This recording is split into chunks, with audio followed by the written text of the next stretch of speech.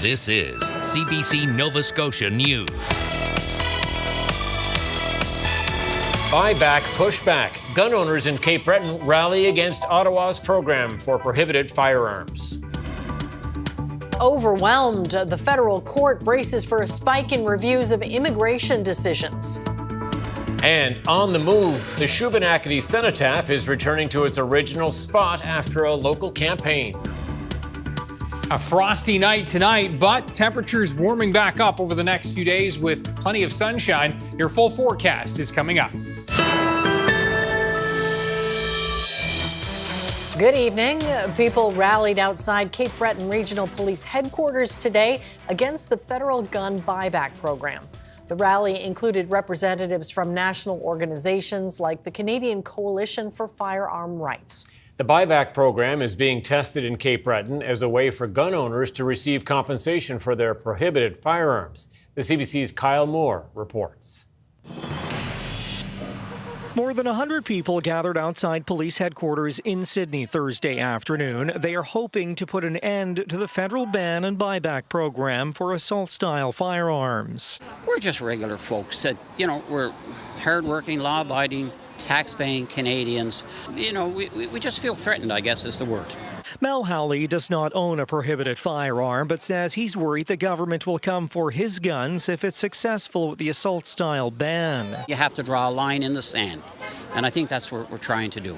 Federal officials say the ban is aimed at the types of guns used in crime. Ottawa is trying out the buyback program in Cape Breton to work out the kinks before rolling it out across the country.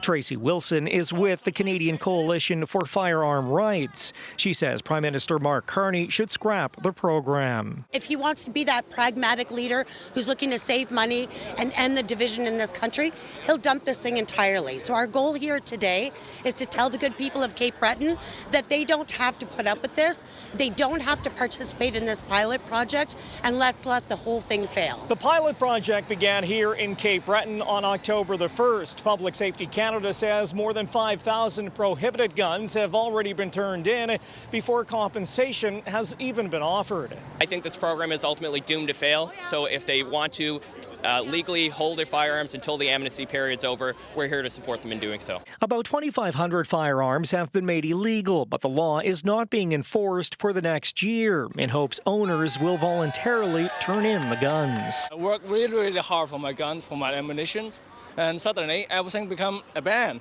Many protesting here say the program is a waste of money and will not reduce crime. Kyle Moore, CBC News, Sydney. RCMP have charged a 35-year-old man with murder in the 2017 death of Laura Ross.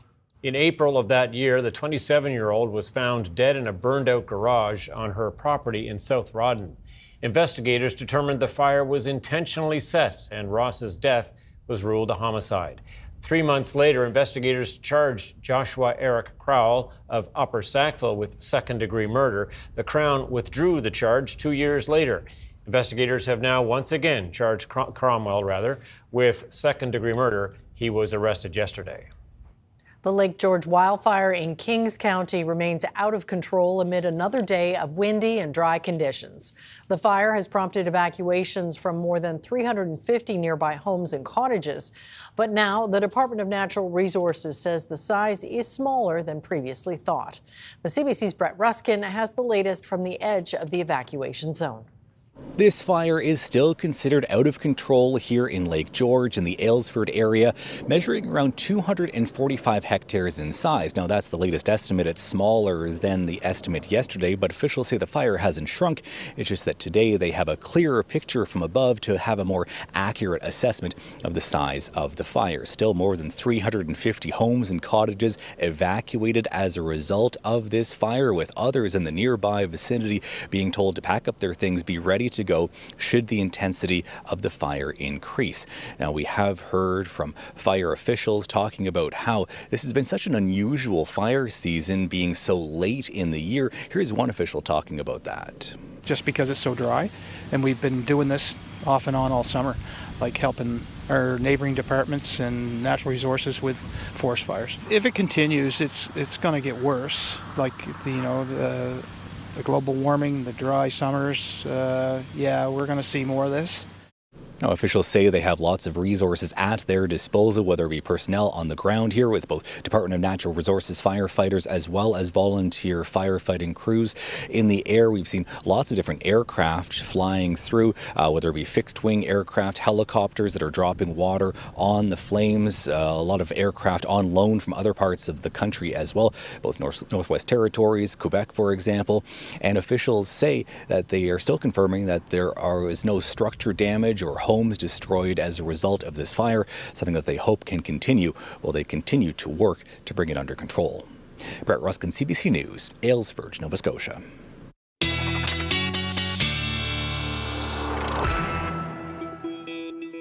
And with our first look at the weather, here's Ryan Snoddon. Yes, definitely fallish today, and it sounds like a cool night ahead. Yeah, that's right. Widespread frost advisories in effect, which is, again, a little bit of good news there for the fire crews, at least, as there's a good chance of frost in and around the Lake George region. So that's some good news. You can see widespread frost advisories in effect. It's inland low-lying areas that are going to be running the greatest risk of seeing some patchy frost overnight. We recover quite nicely on Friday with lots of sunshine.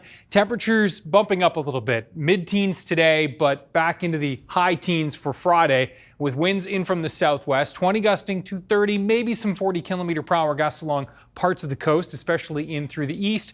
High pressure is going to continue to move off to the south, and that is going to open the door and allow this west to southwest flow, bumping our temperatures up over the next couple of days. So Saturday is even warmer, a mix of sun and cloud. A bit of cloud moving in for Sunday, but it's into the 7-day, well into the 7-day forecast for our next substantial chance for showers. We'll talk about that with your full forecast in a few minutes. All right, thanks for that, Ryan. Talk soon. Thank you.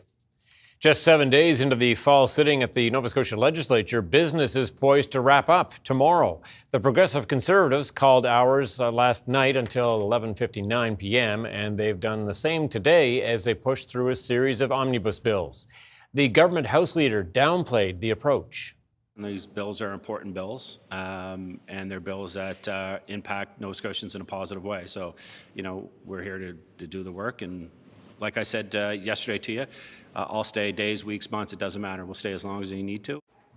Yeah, but opposition leaders say the government is trying to avoid scrutiny. In particular, they're critical of Bill 127, omnibus legislation that affects 7 existing laws and creates 1 new one.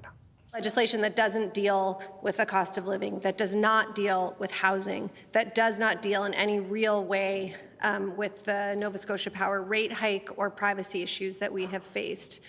It's legislation that is sloppy. We're on day 7. We're on day 7 of this. The Premier has missed multiple days of a 7-day sitting. And last night we went through a large debate on their signature bill. The government just doesn't want to be here. Premier Tim Houston has been in Ottawa for the last 2 days for meetings related to the potential of offshore wind development. Meanwhile, government has passed a bill to ensure armed forces members and veterans can wear their uniforms in publicly owned spaces. Barb Adams, the minister responsible for military relations, says military members are already welcome to wear their uniforms in provincially owned spaces, but she thinks that needs to be protected in law. We're in unprecedented times in our country. There are a lot of threats around the world. There are uncertainty and unrest, and the federal government, of course, has signaled their stronger commitment to the Canadian Armed Forces with a number of investments in infrastructure and submarine projects and pay raises for the military. And as the Minister of Military Relations, we as a government wanted to show our commitment to our Canadian Armed Forces members, and this was one of the ways in which we wanted to do that. Adams asked for debate on the bill to be waived, allowing it to be passed in a single day. The number of people asking for a judge to review an immigration decision is projected to rise to unprecedented levels this year. Many of these cases are people seeking a study permit, work permit, or visitor visa for Canada. And the federal court is becoming overwhelmed. Shayna Luck has that story. Over your career, have you seen something comparable to this happen before? No, this is actually quite an extraordinary surge in our volume. The federal court's Chief Justice Paul Crampton has spent 16 years on the bench. Recently, he's watched certain types of immigration filings shoot up. Staff project they'll rise to more than 30,000 cases this year. That's compared to about 6,000 a year before the pandemic. Court staff can't keep up, and some cases are taking more than a year to complete. Well, at the end of the day, it's confidence in our immigration system and the integrity of the immigration system. It's confidence in the justice system, confidence in the courts. It's access to justice. The court's administration service says it has not received an increase in funding to handle the workload. The Justice Minister, Sean Fraser's office, said he appreciates this perspective and will continue discussions on these issues, but it gave no other details. Some immigration lawyers say their clients feel no choice but to go to court because with millions of applicants, it's now more difficult to get help within the immigration department. The overall chance of getting a response, and particularly of getting a positive response, is very low. I don't want to say it's zero, but it's become much less an effective way of trying to get a resolution. And this lawyer says the immigration department tends to issue refusal letters that are generic and brief, increasing the chances applicants will go to court. And they don't feel that they've had that opportunity to be meaningfully heard in the application. And what has that led? To runaway litigation. The Immigration Department says this summer it started issuing more information on why applications are refused, and it has a web form where people can report errors. But lawyers say that's not satisfying for many clients.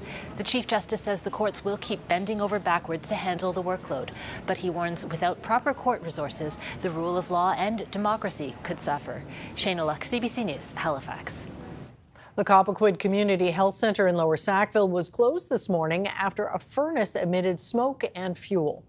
Halifax Regional Fire and Emergency were dispatched to the center at around 6:40 a.m. Nova Scotia Health says there wasn't a fire, but smoke caused by burning fuel in the boiler room. Fire officials have confirmed that one of the facility's boilers was burning fuel inefficiently due to incomplete combustion. Patients and staff were directed to other clinics during the closure. The health center reopened at noon. The cenotaph in a small community in central Nova Scotia is moving back to its original location after some local councillors admitted they made a mistake in relocating it. The monument in Shubenacadie overlooked Main Street for more than 100 years before being moved to the nearby Legion in May. As Gareth Hampshire explains, a group of local residents forced East Hants Council to move it back after launching a campaign for its return. This bronze statue of a Canadian soldier is moving back to its original location after East Hants councillors voted to reverse an earlier decision, which led to it being relocated here at the local Legion. The move was upsetting for a number of people, especially Willie Courtney, whose great-uncle's name is on the monument. He's named after William Arthur Courtney, one of 19 Shubenacadie residents who died in the First World War. It's just sacrilege what they did, and well, you can tell I'm still upset about it, really, but I'm very happy that it's going back to its rightful place. Courtney joined a campaign to try to get council to move the cenotaph back to Main Street, where it had stood since 1921. Others added their voice to the effort. This location was chosen by those young men's families, I want to think mostly mothers, that didn't have a grave to go to. The train station was right behind our monument, and that's where those young men boarded the train to leave to go overseas to fight for our freedoms. Councillors now admit to a series of errors, including misunderstanding a letter from the Royal Canadian Legion president, who wrote to them to say the Legion would like the cenotaph on its property if it had to move. Several admit to not noticing the if, and then also acknowledge they incorrectly assumed the Legion had done community consultation. I was always brought up to, okay, if you do wrong, admit to it, apologize for it, try to make it right, and move on. They voted to move the monument back at a council meeting last week. It shows a willingness to, correct errors when they've been made instead of trying to make them worse by ignoring them. Now that council's made a decision to bring back the cenotaph to its original spot, it's investigating the possibility of having it installed here in time for Remembrance Day on November 11th. Gareth Hampshire, CBC News, Shubenacadie.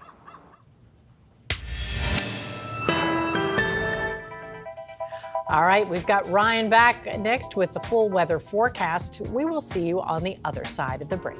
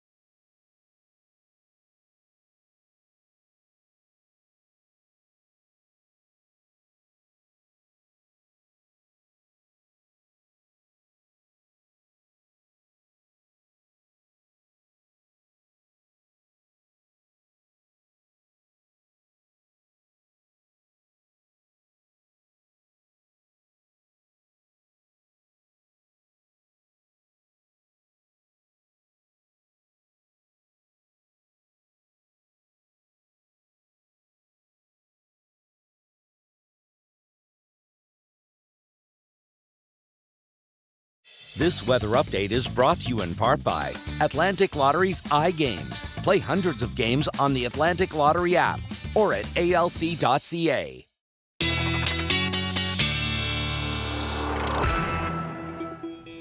All right, Ryan, back with us in the studio to talk weather now, and frosty details to come. It's very frosty this morning, but you know what? The turnaround is coming tomorrow. Yeah, and that's really going to be the case even more so tomorrow, as we're going to see temperatures really climbing into the afternoon, back into the high teens. It is going to be slightly cooler to start tomorrow, so it'll be a bigger rebound. Have a look first at our low temperatures this morning. We did see definitely some frost this morning in parts of the valley, Colchester, Cumberland, even inland parts of Cape Breton by the looks of some of those temperatures there, and down towards the southwest as well. Shelburne's low was 2, so it was pretty chilly indeed. We'll show you those overnight lows in just a second. There are the high temperatures today, and we did rebound quite nicely back into the mid-teens, feeling very October-ish, and you can see those temps out there right now, low double digits, and we're starting to fall. There's Cape Sable Island, and a beautiful evening, no doubt, with the sunshine. A live look there from our friends at Nova Scotia webcams, and you can see that, it's pretty quiet there right now. Light winds for the most part this evening, and we're going to be watching those winds continuing to drop as we move into the overnight. And we'll be watching the skies to remain clear under this area of high pressure. There is Imelda, or the remnants of Imelda, and the remnants of Humberto, which are both rolling to the northeast. And it's quiet for us tonight with this overnight lows tonight are going to be ranging generally between 2 and 6 degrees, but we will see inland and low-lying areas dropping into the -2 to +2 range. So indeed, it will be chilly. The best chance of some frost here will be central areas of the province, eastern parts of the mainland. Some patchy frost down here in the west. However, everybody running the risk, and there's that frost advisory province-wide for tonight. If you're inland, there is a risk that you will see some frost with this type of a setup for tonight with the light winds and the clear skies. So if you're still nursing those tomato plants, good on you, but cover them up for tonight. And as we walk you through Friday, lots of sunshine throughout the day. The winds becoming west to southwest into the afternoon, and that will help temperatures bumping back up to even above seasonal. Now, Friday evening, if you've got some plans, things looking quite quiet as well. Temperatures into those low teens. 16 to 20 degrees for Cape Breton on Friday. Winds from the southwest, 20 gusting 30 to 40 into the afternoon. Looks like, for the most part, 30. Could see some coastal gusts up to 40, though. And in through the eastern parts of the mainland, 17 to 19 degrees here. Now, back through the North Shore, temperatures generally 17 to 20. That west to southwest flow will be coming right in off the Bay of Fundy, Cobequid Bay, and so places like Parsboro, Five Islands, Economy, you folks there likely into the mid-teens, and back into the high teens, though, for the metro area, back in through the Annapolis Valley. Onshore wind for the Tri-County area means temperatures here are going to be likely 16, 17 degrees as well. Okay, so it's weekend time, or almost there, and so as we look at the weekend, we are going to be seeing a weak trough that moves out of Newfoundland and Labrador, sweeping southward. That'll kick some cloud cover up. Forecast models, for the most part, keeping those showers offshore from Cape Breton. Circle back tomorrow in case things do progress a little bit further to the west. Looks like, again, it will kick a bit of cloud cover up, but right now looking dry with those showers just offshore. For the rest of the mainland, temperatures high teens, low 20s. Northwest flow, keeping things still feeling a little fallish. And then, as you can see, for Sunday, this warm front extending into the region, that'll kick some cloud cover up. And so I think the clouds will be a bit stubborn on Sunday, but we do look set to remain dry as this warm front pushes off to the north. We'll see the potential for a shower maybe Sunday night. That'll be our best chance as that front really comes through. And then on the other side of the front, summer-like temps Monday into Tuesday, and then that front will come through Wednesday and really reset our temperatures for Thursday and the later stages of next week. And just a quick update on the tropics after Imelda and Humberto. Quiet out there right now. Watching this little area of development near Florida, a 10% chance of development there, and in this pocket here over the next 7 days, a 20% chance of something bubbling up here. But overall, pretty quiet right now. And as we work our way into October, time ticks away on hurricane season. It does. For sure. Okay, Ryan, thanks so much. Thanks, Ryan. Thank you.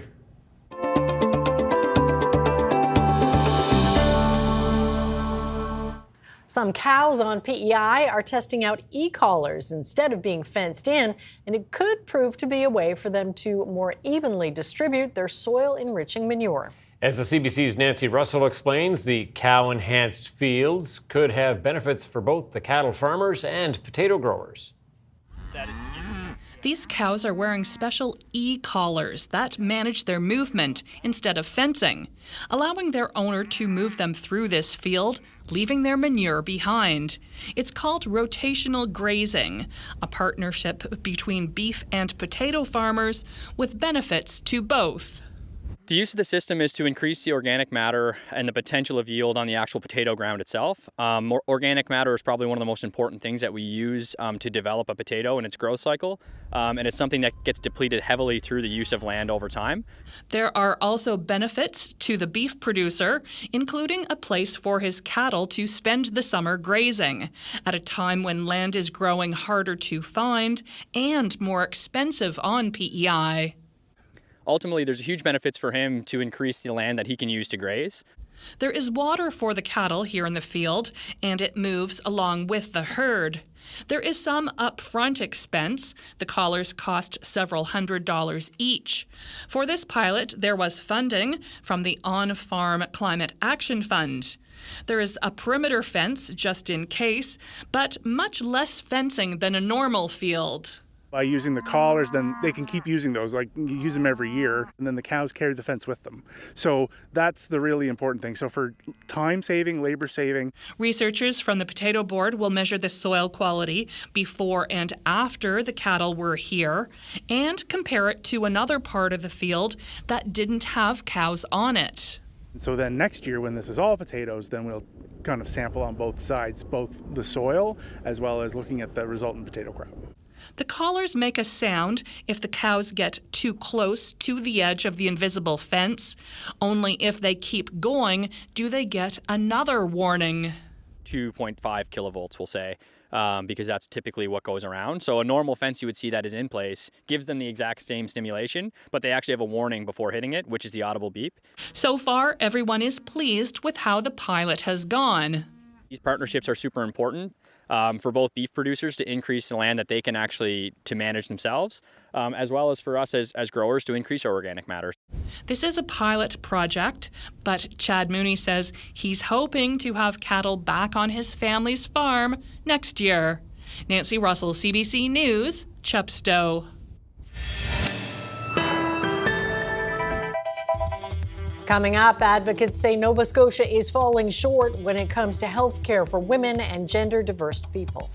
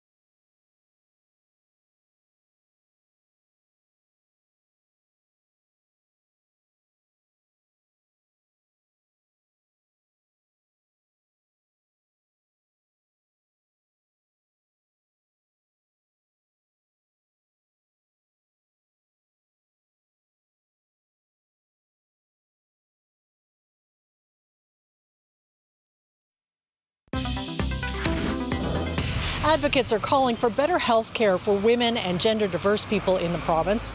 And Carista McIsaac is one of the speakers here at a rally at Grand Parade. So health care, of course, is under pressure all over.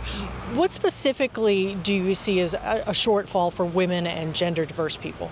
Well, there's major gaps in our healthcare, and it's the fact that we are decades behind in research for women and gender diverse people. So yes, the healthcare system essentially is broken for everyone, but with us, we have those added barriers due to, the lack of funding and research into our health overall.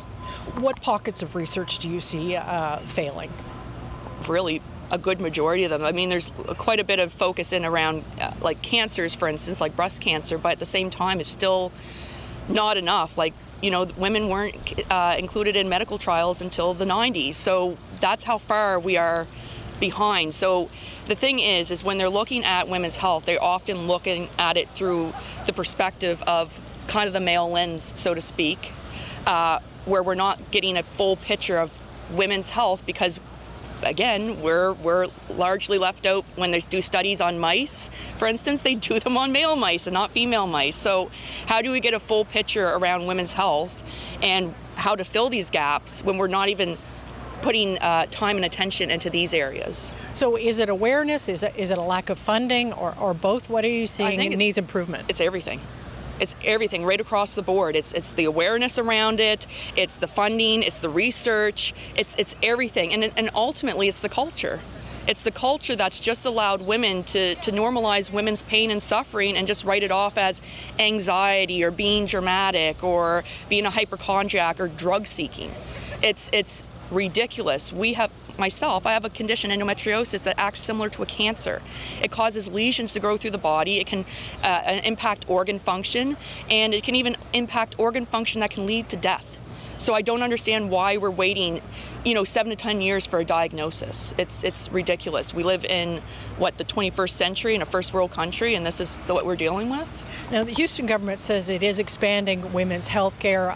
It's going to be launching a menopause center for excellence. Do you see that as a step forward in recognizing some of the work that you think needs to be done? I think it's a small step forward, yeah. But there's major uplift. I think if they think just doing the menopause clinic and be like, there, we fixed women's health, that's not how it goes. And the fact that they won't sit down in the same rooms with us and have these conversations of how they can address our needs is a huge red flag to me. To me, they want to think that they know what they're doing and they can just go do it and pat themselves on the back, say, okay, we did it, healthcare's fixed. It's not fixed till all of us. So it's not just menopause, it's endometriosis, it's PCOS, it's gender affirming care, it's all of these things that we need to be looking at, and it doesn't just go away with just the building of a menopause clinic. Right. It is millions of dollars for this particular issue. Yeah. I mean, it's great. Like I commend them on doing the menopause clinic, but we don't stop there. And I think it's important that they include us in these conversations. Now, there are calls for Nova Scotia to follow the lead of some other provinces and provide free birth control. Yep.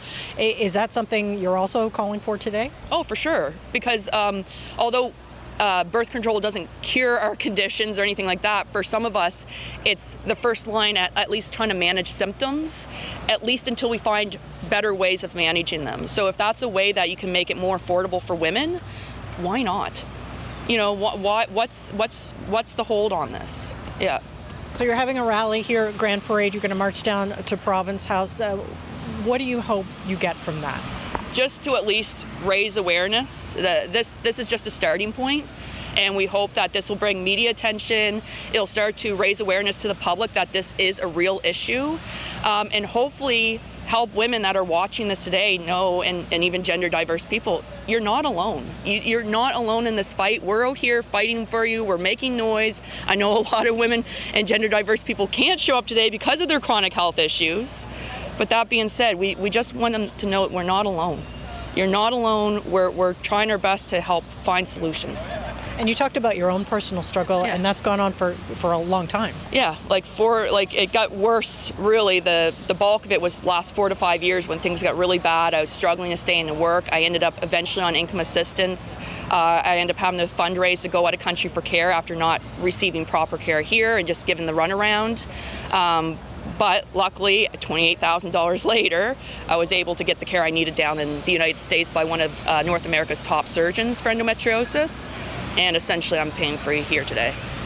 Yeah. Well, thanks very much for your time. We appreciate it. Thank you. Thank you so much. Coming up, 2 people have been killed and more injured after an attack outside a UK synagogue on Yom Kippur. And Ottawa launches a long-awaited defense investment agency to streamline the procurement of military equipment.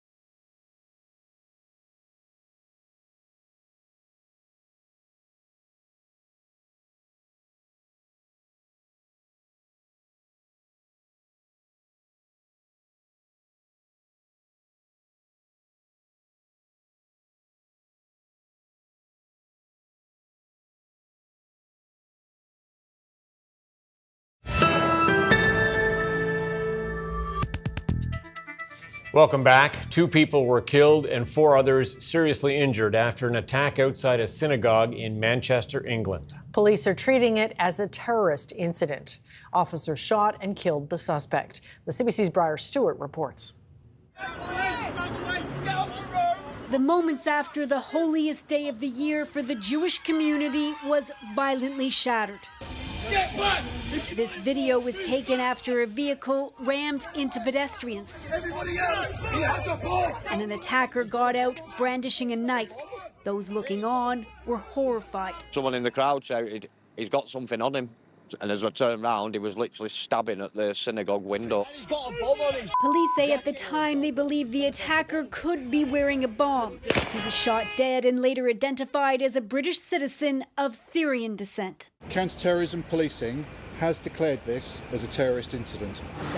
2 people were killed and 4 others were taken to hospital. It's believed one of those stabbed was a security guard. I lived here for like 7 years. I've seen nothing but kindness and love from the Jewish community here. Security has been stepped up at synagogues and Jewish schools, and in some areas there is a visible police presence. This attack comes as the Jewish community was already dealing with a sharp rise in anti-Semitic incidents. The disturbing trend began nearly 2 years ago in the wake of the Hamas-led attack on Israel on October 7th and Israel's ensuing war in Gaza. There was a feeling of inevitability about it. Alex Hearn says synagogues already have heightened security. He was part of a volunteer patrol at another one on Wednesday. He wants the government to take a harder line against anti-Semitic attacks. We can have all the security guards in the world, and that can't protect us from this climate of hate that's growing. The UK's Prime Minister called an emergency meeting and is trying to reassure the Jewish community. I will do everything in my power to guarantee you the security that you deserve. The police are continuing their investigation. They searched houses near the synagogue and said they've arrested 3 individuals on suspicion of helping to prepare and instigate a terrorist attack. Briar Stewart, CBC News, London. 2 years of war in Gaza has largely taken the spotlight off the other front of the Israeli-Palestinian conflict, the West Bank. But confrontation there has continued, leaving Palestinians alarmed for their future. The CBC's Paul Hunter reports. On a hillside along the Jordan Valley in the occupied West Bank, Ibrahim Salameh surveys the rubble which, until 2 weeks ago, was his house. He lived here until the day Israeli forces pulled up with heavy equipment and flattened it, saying he had no permit. My life is over, he told us. I'm unable to feed my children. I was unable to protect my home. There's nothing I can do. Salameh, a farm worker, is far from alone in his worries. The broad fear in this region, as the world's attention is focused on the Gaza Strip, is that Israel is slowly, surely moving toward taking much of this, toward annexing the fertile lands farmed by Palestinians for so long. Israeli Prime Minister Benjamin Netanyahu pledged as much back in 2019 with a campaign promise to take the Jordan Valley, a notion Israeli politicians had talked about for decades, though facing international condemnation for that, Netanyahu has not followed through. But meanwhile, Israeli forces regularly demolish Palestinian structures here, often, it says, to enforce building regulations. Azim Haj Mohammed, mayor of the village of Furush Beit Dajan, with his own pile of rubble, what was meant to be a civic building, knocked down earlier this year, he says, by Israeli forces, again citing permit issues. We say that we're on our land, he says. We're in our homes. We will keep this land and we will not leave it. Echoed at this fruit farm a few kilometers away, where owner Mohammed Sadeh, who supplies dates for clients in Canada and worldwide, told us Israeli forces raided the place this week, leaving it intact, but his workers rattled. We want to live in peace, he says. We don't want to start a war. We want our children to live, to have rights like anyone else around the world. All of it's left Palestinians here with a simple message to Israel. What do you say to Benjamin Netanyahu? What have we done, he says. Why is this happening? Paul Hunter, CBC News, in the Jordan Valley in the occupied West Bank.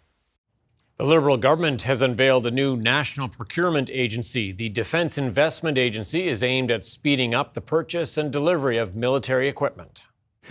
The goal or aim of this agency is to equip the Canadian Armed Forces with the tools and equipment they need at the speed of relevance, bringing Canadian industry into the tent to stimulate our own economy and to create good-paying jobs for Canadians. Ottawa says the new agency will deal with all purchases above $100 million and have the authority to enter contracts free from a complex and lengthy approval process.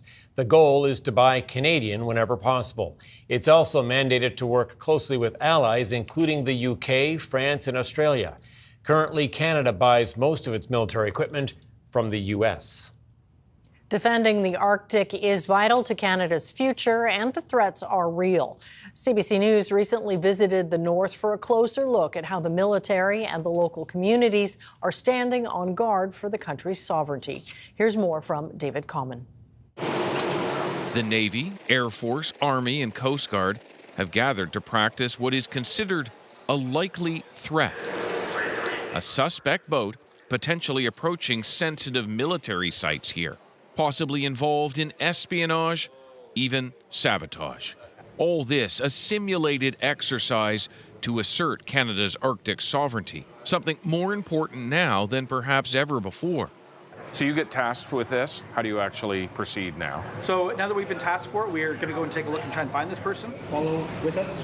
It's up to Commander Scott Kellerman to locate the boat and the people on board, a needle in a vast Arctic haystack. Well, we have satellites and other detection equipment to figure out who is in our waters.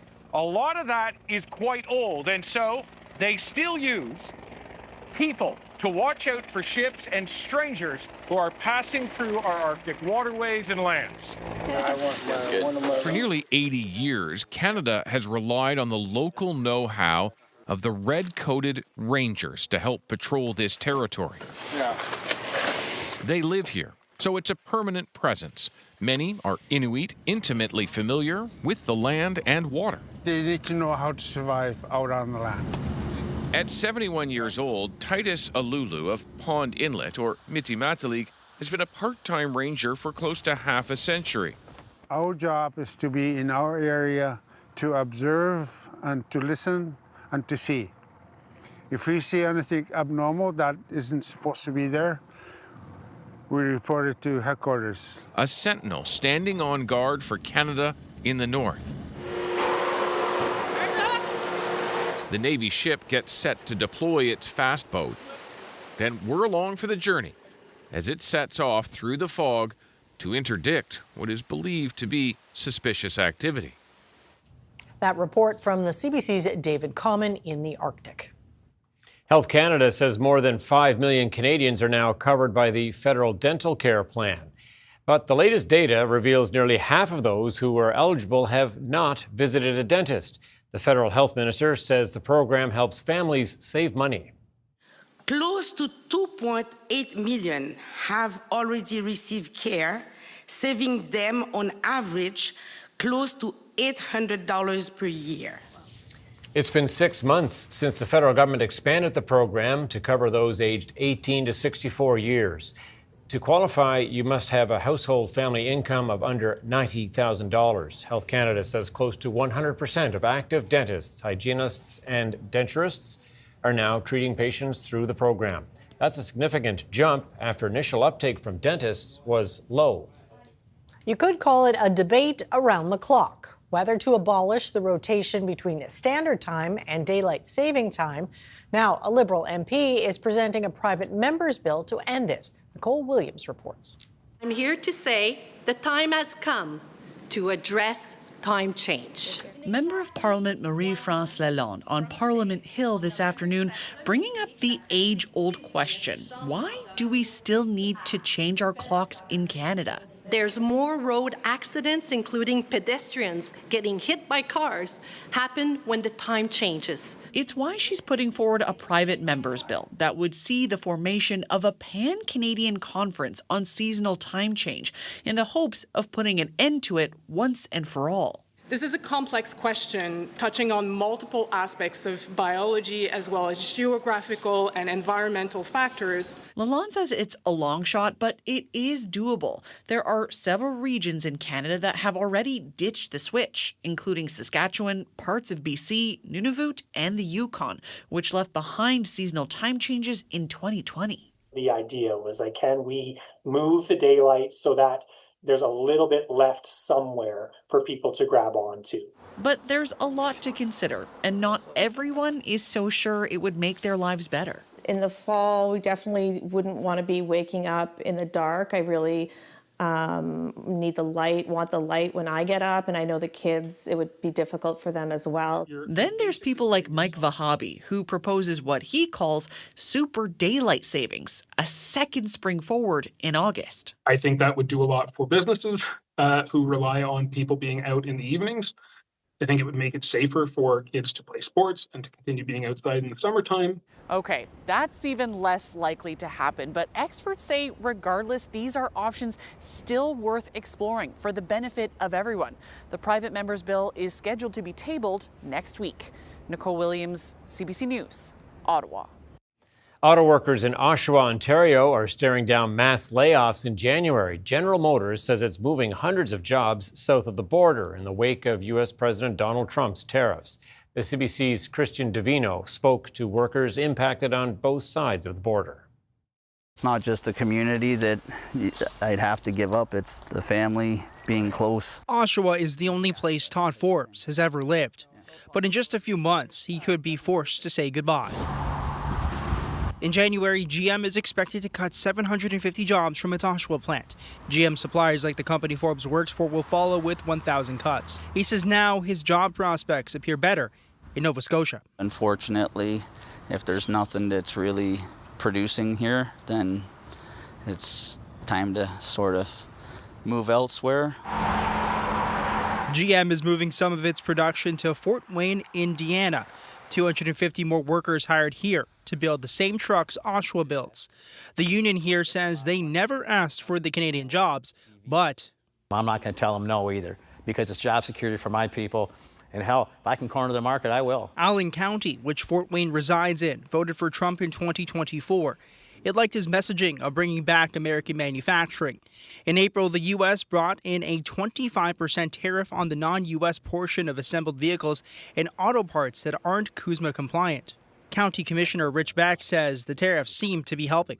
We've seen a significant increase in just phone calls and interest in moving plants in. So from that respect, the tariffs must be working, or at least getting somebody's attention.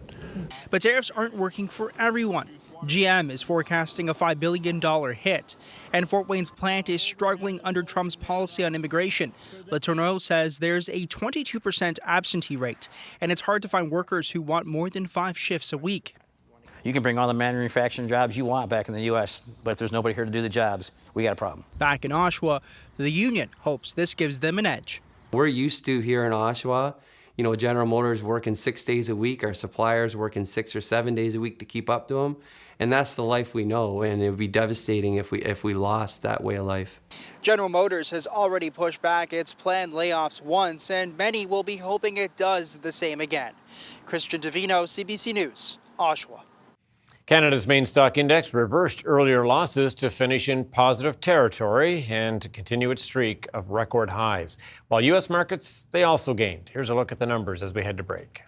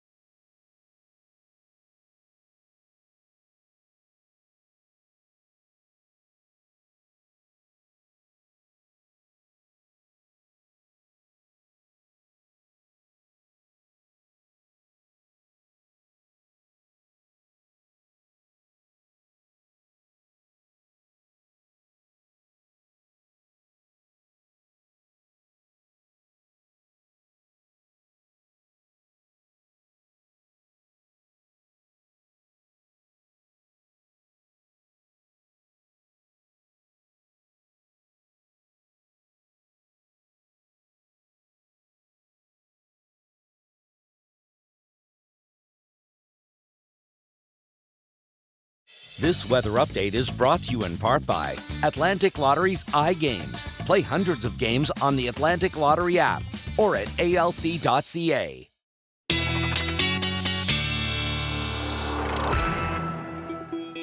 Yeah, the risk of frost is going to take a little getting used to, isn't it? I have a beautiful basil plant that I think I better bring inside. Take it inside, maybe. Yeah. It'll be okay by the weekend, right? It'll be nice Yeah. out, but Mhm. it Yeah, may not definitely. make it if I don't. Yeah, no basil if you don't do it. Yeah, that's right. Any of those frost-sensitive plants will Yeah. take a hit tonight with a widespread frost advisory in effect for the whole province tonight. So definitely take care in that regard. Have a look at our viewer picture of the day. Let's zoom in. And Richmond County, this is St. Esprit, I believe is how you say that. And look at that reflection.